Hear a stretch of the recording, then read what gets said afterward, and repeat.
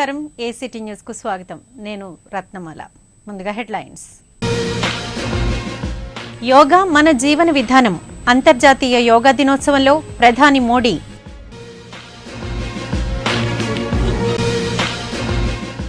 యోగాతో ప్రశాంత జీవనం. విజయవాడలో ఆసనాలు వేసిన ముఖ్యమంత్రి చంద్రబాబు.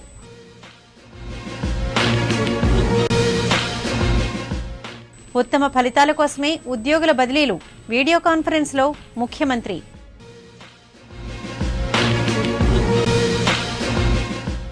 దేశ ఔన్నత్యాన్ని ప్రపంచానికి చాటిన యోగా. కేంద్ర మంత్రి అశోక్ గజపతిరాజు.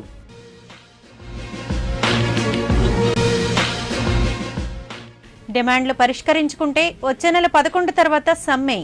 హెచ్చరించిన రైల్వే కార్మిక సంఘాల జేఏసీ. ఇక వార్తల వివరాలు చూద్దాం. అంతర్జాతీయ యోగా దినోత్సవం వైభవంగా జరిగింది. చండీగఢ్లోని క్యాపిటల్ కాంప్లెక్స్ వద్ద నిర్వహించిన యోగా వేడుకల్లో ప్రధాని నరేంద్ర మోడీ ముఖ్య అతిథిగా పాల్గొని యోగాసనాలు వేశారు. ఈ సందర్భంగా ఆయన మాట్లాడుతూ యోగా అనేది మన జీవన విధానమని పేర్కొన్నారు. యోగ సాధనతో శరీరం, మనస్సు, బుద్ధి వృద్ధి చెందుతాయని తెలిపారు. మానసిక ఏకాగ్రత యోగా వల్లే సాధ్యపడుతుందని చెప్పారు. మధుమేహ వ్యాధి నివారణలో యోగా ఔషధంలా పనిచేస్తుందన్నారు. ఈ వేడుకల్లో పంజాబ్, హర్యానా ముఖ్యమంత్రులతో పాటు దాదాపు 30,000 మంది ప్రజలు స్వచ్ఛందంగా పాల్గొన్నారు. అంతర్జాతీయ యోగా దినోత్సవాన్ని విజయవాడలో ఘనంగా నిర్వహించారు. నగరంలోని A1 కన్వెన్షన్ సెంటర్లో నిర్వహించిన ఈ వేడుకల్లో ముఖ్యమంత్రి చంద్రబాబు నాయుడు, కేంద్ర రైల్వే శాఖ మంత్రి సురేష్ ప్రభు, రాష్ట్ర మంత్రులు చినరాజప్ప, కామినేని శ్రీనివాస్, దేవినేని ఉమామహేశ్వరరావు, కొల్లు రవీంద్ర, పలువురు ఎంపీలు, ఎమ్మెల్యేలు పాల్గొని ఆసనాలు వేశారు. ఈ సందర్భంగా చంద్రబాబు మాట్లాడుతూ యోగాసనాల వల్ల ప్రశాంతమైన జీవనం సాధ్యపడుతుందన్నారు. జిల్లాల వారీగా వివిధ శాఖల ఉద్యోగుల బదిలీలపై ముఖ్యమంత్రి చంద్రబాబు మంత్రులు, ఎమ్మెల్యేల సమక్షంలో కలెక్టర్లతో వీడియో కాన్ఫరెన్స్ ద్వారా సమీక్షించారు. విశాఖ కలెక్టరేట్ వీడియో కాన్ఫరెన్స్ హాల్లో జరిగిన కార్యక్రమంలో మంత్రులు అయ్యన్న పాత్రుడు, గంటా శ్రీనివాసరావు, కిమిడి మృణాళిని, ఎంపీ ముత్తంశెట్టి శ్రీనివాసరావు, శాసనసభ్యులు Vasupalli Ganesh Kumar, Bandaru Satyanarayana Murthy, P Ganababu, Peela Govind, collector Yuvraj, joint collector J Nivas, వివిధ శాఖల అధికారులు పాల్గొన్నారు. పాలనలో ఉత్తమ ఫలితాలు, పారదర్శకత కోసమే బదిలీల ప్రక్రియ అని సీఎం పేర్కొన్నారు. రకరకాల ఒత్తిళ్లతో ఇష్టానుసారంగా బదిలీలు చేస్తే ప్రభుత్వానికి చెడ్డ పేరు వస్తుందన్నారు. బదిలీలో మార్గదర్శకాలను అమలు చేయాలని సూచించారు. ఏజెన్సీ ప్రాంతాల్లో పనిచేసేందుకు ముందుకొచ్చే ఉద్యోగులకు ప్రత్యేక ప్రోత్సాహకాలు ఇస్తామని ప్రకటించారు. యోగా భారతీయ సంస్కృతి సంప్రదాయాల్లో అంతర్భాగమైన జీవన విధానం. శారీరక విన్యాసాలతో సంపూర్ణ ఆరోగ్యాన్ని సిద్ధింపచేసే దివ్యౌషధం. మనిషికి ఆరోగ్యం, శక్తి, తేజస్సు, చురుకుదనాన్ని ప్రసాదించే అభ్యసనం. శతాబ్దాల కిందట పతంజలి మహర్షి దీన్ని మానవాళికి అందించారు. అయితే విశ్వవ్యాప్తం చేసిన ఘనత మాత్రం ప్రధాని నరేంద్ర మోడీదే. ప్రపంచవ్యాప్తంగా యోగా సంబరాన్ని జరుపుకున్నారు. అందులో భాగంగా రాష్ట్ర ప్రభుత్వం అధికారికంగా విశాఖలో యోగా దినోత్సవాన్ని ప్రతిష్టాత్మకంగా నిర్వహించింది. ఆయుష్, జీవీఎంసీల సంయుక్త ఆధ్వర్యాన స్వర్ణభారతి ఇండోర్ స్టేడియంలో జరిగిన యోగా దినోత్సవంలో కేంద్ర విమానయాన శాఖ మంత్రి అశోక్ గజపతిరాజు, రాష్ట్ర పంచాయతీరాజ్ శాఖ మంత్రి CH Ayyanna Patrudu, Visakha MP Kambhampati Haribabu, Anakapalli MP Muttamsetti Srinivas, collector N Yuvaraj, నగర పోలీస్ కమిషనర్ యోగానంద్, పలువురు ప్రజాప్రతినిధులు, అధికారులు పాల్గొన్నారు. జ్యోతి ప్రజ్వలన చేసి యోగా శిబిరాన్ని ప్రారంభించారు. వీరితో పాటు సుమారు 3,000 మంది యోగాసనాలు వేశారు. యోగా గురువులు ఆసనాలకు సంబంధించి సూచనలిచ్చారు. ఇది మనకి ఒక విధంగా చెప్పాలంటే మన దేశ సంస్కృతిలో భాగము. ఇది ప్రపంచం అంతా గుర్తించింది. This the greatness of India. అయితే మన అదృష్టం ఏంటంటే మన ప్రధానమంత్రి గారు పోయిన సంవత్సరము యుఎన్లో మాట్లాడుతూ ప్రపంచ దృష్టిని ఇక్కడ ఆకర్షించింది. ఇది రెండోసారి ప్రపంచంలో అందరు చేయడం. అందరూ ఈ హార్మోనీ ఆలోచించే విధానానికి, శరీరానికి ఈ హార్మోనీ ఉందే, దీన్ని మనం సృష్టి దగ్గర వెళ్తున్నాం. సో ఆ యాంగిల్స్లో ఇది అందరికీ బాగుంటుంది. ప్రపంచ శాంతి కోరుతున్నాం. ఎందైతే శాంతి మనసులో ఉంటే కదా శాంతి అన్ని చోట్ల ఉంటుంది. శాంతి మనసులో, అందరి మనసులో ఉండాలని ముఖ్యంగా కోరుతా ఉన్నాం. ఏదైనా మన భారతదేశము ప్రపంచానికి యోగా ఇచ్చింది. ఇది మనకి అందరికీ గర్వకారణమైన విషయం. దేశంలో అధిక ఆదాయాన్ని సమకూర్చే శాఖల్లో రైల్వే మొదటిది. పరిపూర్ణ మెజారిటీ ఉన్న మోడీ సర్కార్ రైల్వేలోకి విదేశీ ప్రత్యక్ష పెట్టుబడులను ఆహ్వానించింది. కార్మిక హక్కులను కాలరాసే విధానాలను అవలంబిస్తోంది. కేంద్రం యొక్క ఈ వైఖరి పట్ల రైల్వే ఉద్యోగ కార్మిక సంఘాలు గుర్రుగా ఉన్నాయి.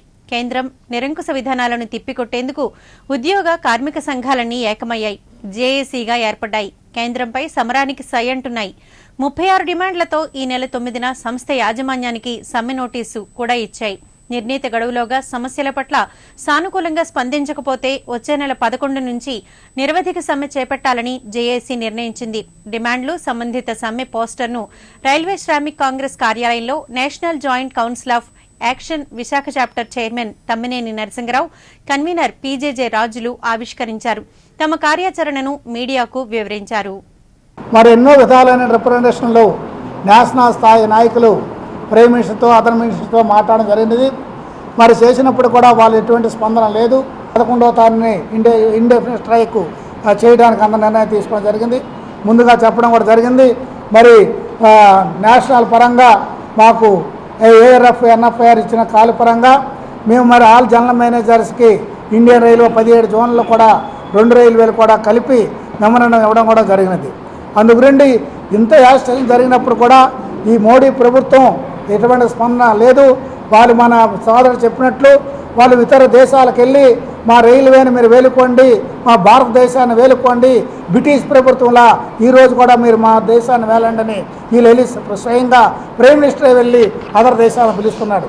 ఈ ఇండియాలో కూడా అలానే వాళ్ళ టాటా వాడిని, అలాగే రిలయన్స్ వాడిని, అలానే బిర్లా వాడిని వాళ్ళందరితో ఎలక్షన్లో మొదలు పెట్టించి ఈరోజు కూడా డివిజన్ వేజ్గా ట్రైన్ వేజ్గా మీకు వాళ్ళకి కాంట్రాక్ట్ ఇవ్వడానికి ప్రయత్నాలు చేస్తున్నారు. అన్ని ట్రేడ్ యూనియన్ ఫెడరేషన్స్ తోటి ఒక జాయింట్ యాక్షన్ కమిటీ ఫారం చేయడానికి ముఖ్య ఉద్దేశం ఏంటంటే ఈ గవర్నమెంట్ యొక్క యాంటీ లేబర్ పాలసీస్ మీద పోరాడడానికి.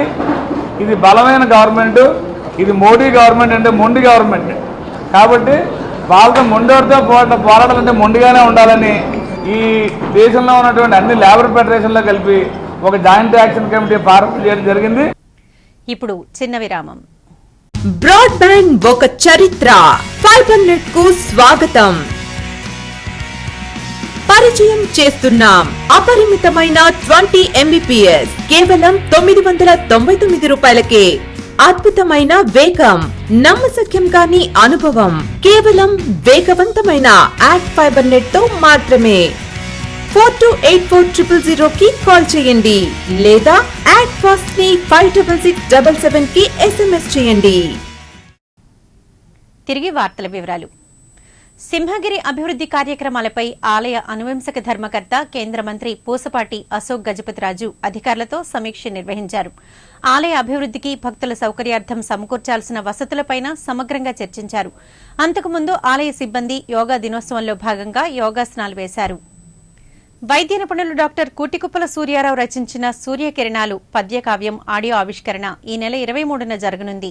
ఏయు వైవిఎస్ మూర్తి ఆడిటోరియంలో జరిగే ఈ కార్యక్రమంలో శ్రీ త్రిదండి చినజీయర్ స్వామి ముఖ్య అతిథిగా పాల్గొని అనుగ్రహ భాషణం చేస్తారు. సాహితీ విశ్లేషకులు పి రవికుమార్ గ్రంథాన్ని సమీక్షిస్తారు. సూర్యకిరణాలు పద్యకావ్యం ఆడియో ఆవిష్కరణ విశేషాలను డాబా గార్డెన్స్ విజేఎఫ్ ప్రెస్ క్లబ్లో డాక్టర్ సూర్యారావు మీడియాకు వివరించారు. ఆధ్యాత్మిక చింతన, యోగా మానసిక ప్రశాంతతకు దోహదపడతాయన్నారు. 1000 ఏళ్ల క్రిందట బహుజనులకు ఆలయ ప్రవేశాన్ని కల్పించిన విప్లవకారుడు, సంస్కర్త రామానుజాచార్యులని గుర్తు చేశారు. 24న మురళీనగర్ వర్మ కాంప్లెక్స్ సమీపంలోని తన ఇంట్లో చిన్నజీయర్ స్వామి చేతుల మీదుగా భక్తులకు తీర్థప్రసాదాలు పంపిణీ చేస్తారని తెలిపారు. ఆవరణలో ఉన్న డాక్టర్ వైవిఎస్ మూర్తి స్టేడియంలో ఈ కార్యక్రమాన్ని నిర్వహిస్తున్నాం. అలాగే అదే రోజు సూర్యకిరణాలు ఆడియో విడుదల కూడా స్వామివారి చేతుల మీదనే జరుగుతుంది. ఈ 2 కార్యక్రమాలకి స్వామివారి యొక్క అనుగ్రహ భాషణకు, అలాగే శ్రీ రామానుజుల వారి సహస్ర జయంతి ఉత్సవాలు, సహస్రాబ్ది ఉత్సవాలు కూడా జరుగుతున్నాయి దేశవ్యాప్తంగా.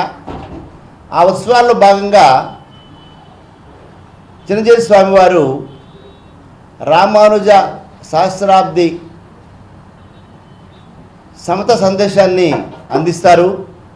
యోగాతో సర్వేంద్రియాలు సక్రమంగా పనిచేయడంతో పాటు మానసిక ప్రశాంతత చేకూరుతుందని దక్షిణ ఎమ్మెల్యే వాసుపల్లి గణేష్ కుమార్ పేర్కొన్నారు. అంతర్జాతీయ యోగా దినోత్సవం సందర్భంగా డాబా gardens Telugu Desam party urban committee కార్యాలయంలో వాసుపల్లితో సహా పలువురు నాయకులు కార్యకర్తలు యోగాసనాలు వేశారు. ఈ సందర్భంగా ఎమ్మెల్యే మాట్లాడుతూ యోగా దినోత్సవాన్ని ప్రపంచమంతా ఓ పండుగలా జరుపుకోవడం దేశ ప్రజలందరికీ గర్వకారణమని పేర్కొన్నారు. గత ఏడాది మొదలైన అంతర్జాతీయ యోగా దినోత్సవానికి ఈ ఏడాది మరింత ప్రాచుర్యం లభించిందని చెప్పారు. వచ్చే ఏడాది ఇంతకంటే రెట్టించిన ఉత్సాహంతో యోగా దినోత్సవాన్ని జరుపుకుంటారన్నారు. వరల్డ్ వైడ్ ఇది మంచి పేరు తీసుకొని రావడం నిజంగా మనకు గర్వకారణం.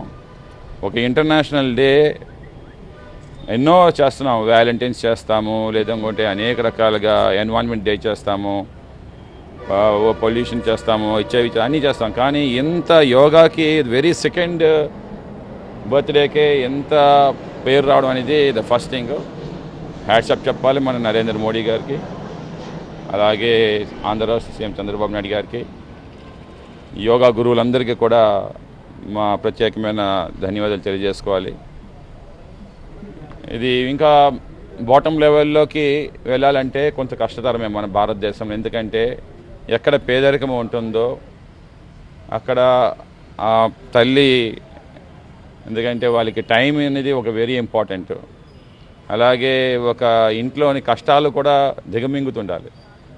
ఈరోజు ఇంట్లోని మనం చూస్తాం, కొంత పేదరికంలో ఉండే వాళ్ళకి ఆ రోజు వంటకి సామాన్లు ఇవన్నీ కూడా ఆర్గనైజ్ చేసుకోవాలంటే ఇంట్లో పిల్లలకి బళ్ళు పంపించాలి, చదువుకి పంపించాలి, బరు సంపాదించుకొని రావాలి, వచ్చిన డబ్బునేమో సరిపోతుందా లేదా, ఇవన్నీ ఆ తల్లికి ఒక కష్టతరమైన అన్నమాట. అదే యోగా కూడా నాకు నిజంగా.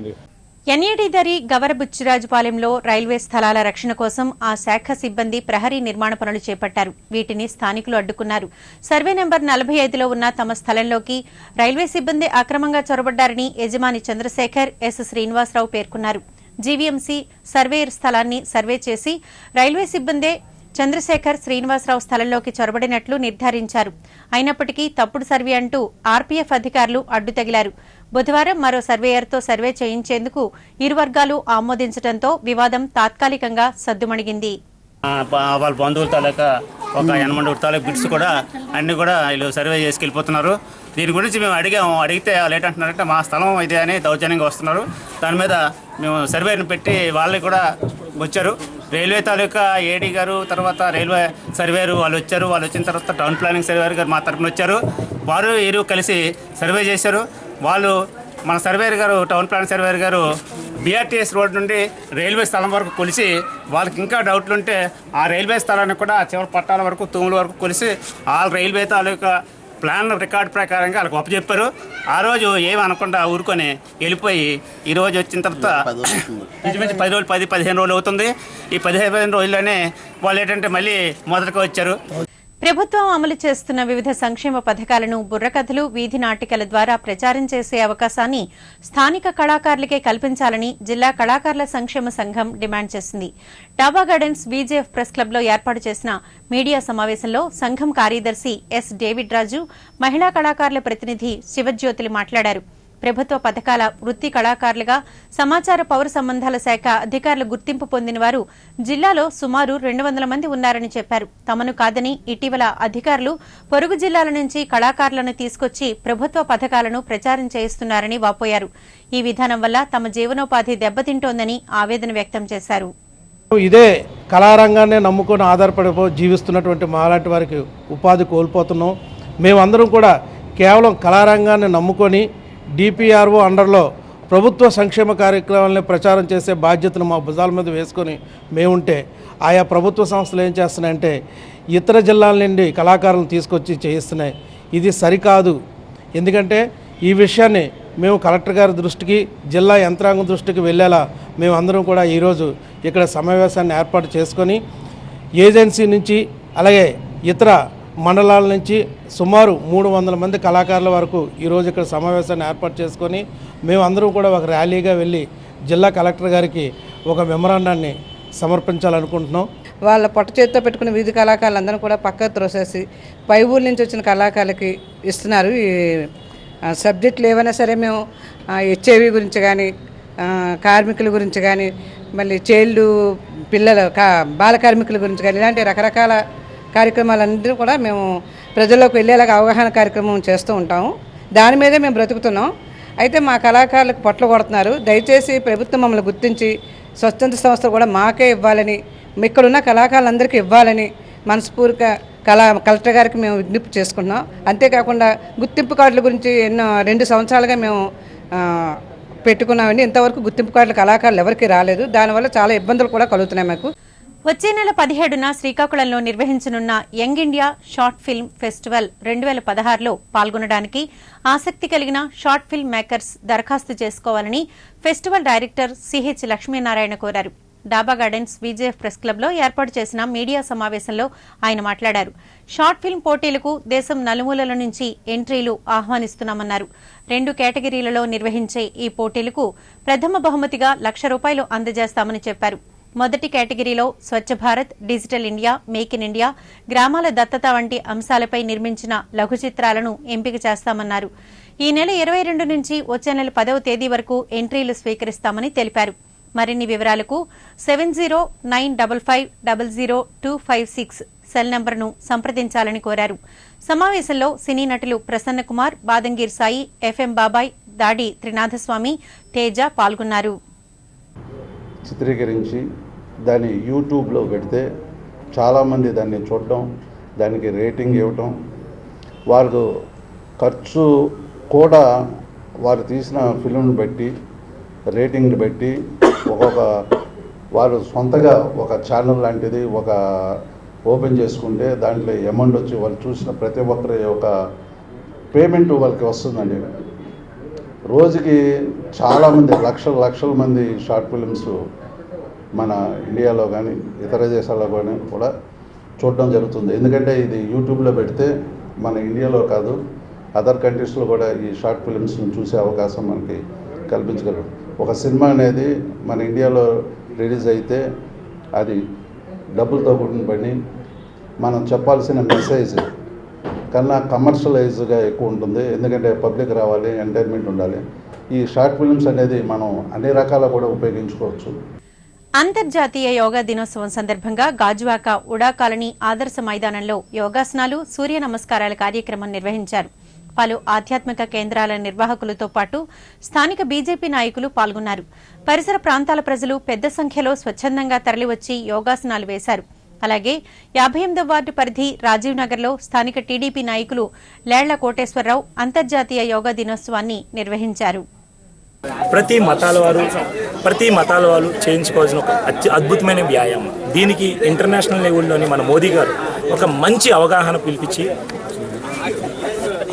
నేషనల్ లెవెల్లోని ఒక డేనే యోగా డేగా ఆవిష్కరించడానికి ఆయన చేసిన కృషి చాలా మంచిది. ఎందుకంటే యోగా ప్రతి రిలీజన్ వాళ్ళు చేసుకోవచ్చు.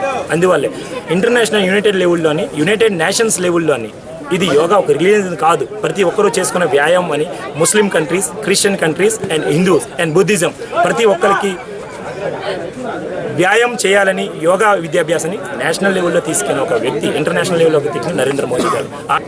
ప్రతి ఒక్కరూ ఈ యోగా సెంటర్లోకి వచ్చి యోగా సెంటర్లోకి రాకపోయినా సరే ప్రతి ఒక్కరూ తన రొటీన్ లైఫ్లోని యోగాని అభ్యసించి ఆరోగ్యంగా ఉంటారని కోరుకుంటున్నాను.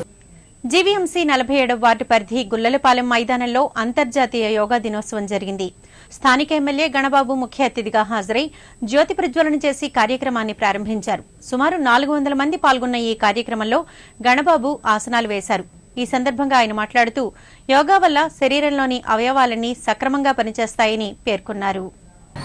మనసుకు ప్రశాంతత కానివ్వండి, ఎంతో ఉత్సాహాన్ని నింపేటువంటి ఒక కళగా దీన్ని ప్రతి ఒక్కరూ ఆచరించాలనేటువంటి ఉద్దేశం అందరికీ కలగటం మనందరికీ కూడా తెలిసినది. కాబట్టి మనం ఎంతో ఒత్తిళ్లతో స్ట్రెస్తో మన జీవితంలో గడుపుతూ ఉంటాం. ప్రతిరోజు 1 గంట యోగా ముఖ్యమైనటువంటి సమాజాన్ని నెలకొల్పడానికి ఈ యోగా చాలా ఉపయోగపడుతుంది. కాబట్టి అన్ని ప్రాంతాలు దేశంలో రాష్ట్ర మానవ వనరుల అభివృద్ది శాఖ మంత్రి గంటా శ్రీనివాసరావు గాజువాకలో సుడిగాలి పర్యటన చేశారు. తొలుత కణితి రోడ్లో 2.5 కోట్లతో చేపట్టనున్న రింగ్ రోడ్ నిర్మాణానికి శంకుస్థాపన చేశారు. ఈ సందర్భంగా గంటా మాట్లాడుతూ ప్రజలకు మౌలిక సదుపాయాల కల్పనతో పాటు విద్యాభివృద్దికి రాష్ట్ర ప్రభుత్వం అధిక ప్రాధాన్యతనిస్తుందన్నారు. నగర పరిధిలో పెండింగ్లో ఉన్న పనులన్నింటినీ సత్వరమే పూర్తి చేసేటట్లు తీసుకుంటున్నట్లు చెప్పారు. కార్యక్రమంలో స్థానిక ఎమ్మెల్యే పల్లా శ్రీనివాసరావు, ఉడా వీసీ బాబురావు నాయుడులు పాల్గొన్నారు. గాజువాక కాన్స్టిట్యూన్సీ సంబంధించి ఒక 2 ఇంపార్టెంట్ పనులకి శంకుస్థాపన చేయడం జరిగింది. ఒకటి ఉడా కాలనీలో 130 ఫీట్ రోడ్డుది దాదాపు 200 కోట్ల రూపాయల వ్యయంతో ఒక రోడ్డు నిర్మాణం ఉడా సహకారంతో దానికి అక్కడ ఈరోజు శంకుస్థాపన చేసుకున్నాం. అలాగే ఇక్కడ అగరంపూడి దగ్గర ఏదైతే జూనియర్ కాలేజ్ ఉందో మంచి విశాలమైన ప్రాంగణంలో ఇది ఒక 2.5 crores తోటి ఇక్కడ జూనియర్ కాలేజీకి కూడా శంకుస్థాపన చేయడం జరిగింది. ఈరోజు రాష్ట్ర ప్రభుత్వం విద్యకి అత్యంత ప్రాధాన్యత విషయం మనం చూస్తూ ఉన్నాం. వేల కోట్ల రూపాయలు విద్యపైన ఖర్చు పెడతా ఉన్నాం. గతంలో ఏ ప్రభుత్వాలు కూడా బడ్జెట్లో 10% మించి ఖర్చు పెట్టకపోతే చంద్రబాబు నాయుడు ముఖ్యమంత్రి అయిన తర్వాత దాన్ని 17% పెంచి దాదాపు స్కూల్ ఎడ్యుకేషన్లో 21,000 కోట్ల రూపాయలు ఎడ్యుకేషన్ ఖర్చు పెట్టడం జరుగుతూ ఉంది. వరల్డ్లో బెస్ట్ యూనివర్సిటీస్ స్టాన్ఫోర్డ్ కానీ లేకపోతే MIT కానీ హార్వర్డ్ కానీ అటువంటి యూనివర్సిటీస్ని కూడా మన ఆంధ్రప్రదేశ్కి ఇన్వైట్ చేస్తూ ఉన్నాం. భవిష్యత్తులో ప్రపంచంలో ఉన్న బెస్ట్ ఇన్స్టిట్యూట్స్ అన్నీ కూడా ఆంధ్రప్రదేశ్లో ఉండాలనేది మన గవర్నమెంట్ యొక్క ఆలోచన. తప్పకుండా ఆ విధంగా ముందుకెళ్లాలని కూడా ప్రయత్నం చేస్తా ఉన్నాం. స్వచ్ఛ భారత్ మిషన్ కార్యక్రమంలో భాగంగా జీవీఎంసీ ప్రధాన వైద్యాధికారి డాక్టర్ మురళీమోహన్ హెచ్పీసీఎల్ అధికారులతో కలిసి 46వ వార్డులో గడ్డలను పరిశీలించారు. గడ్డల పక్కన నివసిస్తున్న వారెవరూ గడ్డల్లో చెత్త వేయరాదని సూచించారు.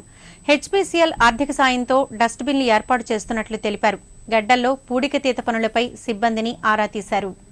మన ఇక్కడ ఉన్న ప్రజలకి పరిసరాల పరిశుభ్రత గురించి కూడా కాస్త అవగాహన కల్పించడం కోసం చెప్పి ఈ స్వచ్ఛ రథం అనేది వాళ్ళు ప్రారంభించడం జరిగింది. ఇది భారత ప్రభుత్వం వారి తాలూకా పిలుపు మేరకి, ఈ స్వచ్ఛ భారత్ మిషన్ వారి తాలూకా ఆదేశాల మేరకి ఇదంతా కూడా కార్యక్రమం. అంచేది ఇక్కడ కాంపాక్టర్ బిన్స్ అనేవి పెట్టడానికి మేము ప్లాన్ చేస్తూ ఉన్నాం. ఆ కాంపాక్టర్ బిన్స్ పెట్టడానికి మన హెచ్పీసీఎల్ వారు మనకు సహకారం అందిస్తామని చెప్పి వారు ప్రామిస్ చేశారు. ఆ విషయమై ఇప్పుడు సర్వే చేస్తూ ఉన్నాం. మేము దీన్ని రాబోయే తొందరలోనే డంపర్ బిన్స్ అని పెట్టి స్వచ్ఛ ఇండస్ట్రియల్ ఏరియాగా మనం తయారు చేయడానికి ప్లాన్ చేసుకుంటాం. హెచ్పీసీఎల్ వారు ఈ 16 జూన్ 16 నుంచి 30 దాకా స్వచ్ఛ భారత్ పక్వాడా అంటే పక్షోత్సవం చేస్తున్నాము. దీనిలో భాగంగా ఈ చుట్టుపక్కల కాలనీస్లోను స్కూల్స్లోనూ ఈ పరిశుభ్రత గురించి అవేర్నెస్ పెంచుతున్నాము. రవాణా పోలీసు శాఖల వైఖరిని ఖండిస్తూ ఆటో వాలాలు మల్కాపురం శ్రీ కనకదుర్గ ఆటో స్టాండ్ వద్ద ఆటోలను నిలిపివేసి నిరసన తెలిపారు. స్టాండ్ అధ్యక్షుడు శ్రీనివాస్ మాట్లాడుతూ రవాణా పోలీసు శాఖల సిబ్బంది అనునిత్యం తమపై దాడులు చేసి వేధిస్తున్నారని ఆవేదన వ్యక్తం చేశారు. ఇలా అయితే ఆటో సర్వీస్ చేయడం సాధ్యం కాదని వాపోయారు. ఇదే ధోరణి కొనసాగితే తమకు ఆత్మహత్యలే శరణ్యమన్నారు. రాజేస్తారు, డిమాండ్ చేస్తారు, ఎంతకాలం వాళ్ళు కట్టమంటున్నారు. దానికోసం బతకలేకపోతున్నాం. కూలీల వరకు ఆటో అయితే బతకాల, తల్లి ముగ్గురు నడదు, టోన్లేసి మలకబెళ్తే మలకబేసి ఎక్కడ బతకట్లేదు. మేము ఏం చేయాలో పని పోవట్లేక ఆటో వేసుకుంటున్నాం. సంజ లేదు. దానికోసం దయచేసి మాకు టోల్ మీద బతుకు తీరు చూపించాలని. ఆటో మీద ఎంత వస్తుంది, ఎంత వల్ల బ్రతుకుతాం అవంతా తెలిసిందే గవర్నమెంట్కి. ఆ కాస్ట్ ఆఫ్ లివింగ్ పెరగడం వల్ల అది రోజువారీ సంపాదన కోసం ఆటో వేసుకొని ఎటైనా వెళ్దామంటే లైసెన్స్ ఉందా లేదా, బండి డాక్యుమెంట్స్ ఉందా లేదా, ఏదైనా ఒక దగ్గర గవర్నమెంట్ దగ్గర లాండ్ ఆర్డర్ ఎదుర్కొంటాం, ఫైనాన్స్ కట్టవలసి వస్తుందని భయం ఉండే. గోపాలపట్నం చంద్రానగర్లో కొలువుదీరిన శ్రీ పరదేశమ్మ అమ్మవారి వార్షిక పండుగ అంగరంగ వైభవంగా జరిగింది. భక్తులు అమ్మవారికి అభిషేకాలు, కుంకుమ పూజలు నిర్వహించారు. ఆలయ ధర్మకర్తల మండలి అధ్యక్షుడు వెంకటరమణ మాట్లాడుతూ ఈ నెల 13 నుంచి అమ్మవారి ఉత్సవాలు ప్రారంభమైనట్లు చెప్పారు. భక్తుల కోర్కెలు తీర్చే కల్పవల్లిగా అమ్మవారిని ఈ ప్రాంతీయులు కొలుస్తారని పేర్కొన్నారు. ఈ యొక్క అభివృద్ధి కార్యక్రమాలు చేపట్టి 15 సంవత్సరాలు అవుతుంది. అలాగే అమ్మవారి కార్యక్రమంలోని ఈ అమ్మవారు అంటే మా చుట్టుపక్కల గ్రామాల వాళ్ళందరికీ మంచి ఇలవేలుపుగా ఉన్నారు. మా అమ్మవారి పేరు పరదేశ అమ్మవారు.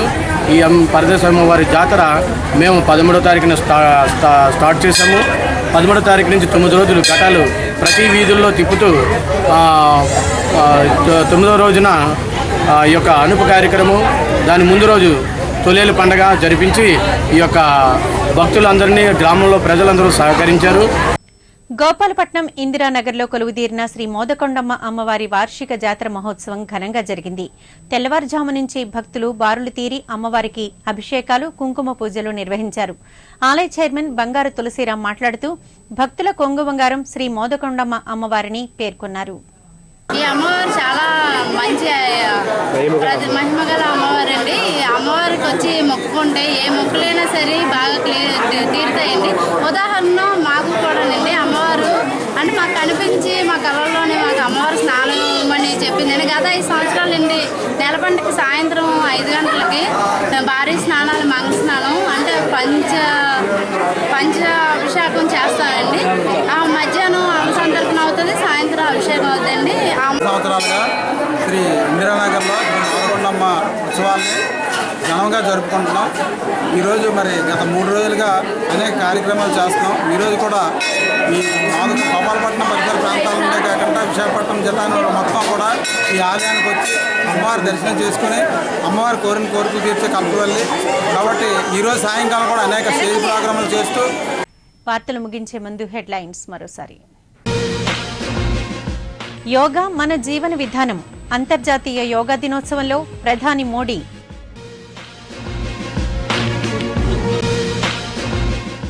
యోగాతో ప్రశాంత జీవనం. విజయవాడలో ఆసనాలు వేసిన ముఖ్యమంత్రి చంద్రబాబు.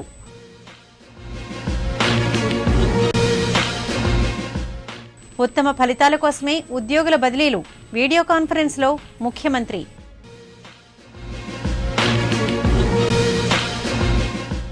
దేశ ఔన్నత్యాన్ని ప్రపంచానికి చాటిన యోగా. కేంద్ర మంత్రి అశోక్ గజపతిరాజు.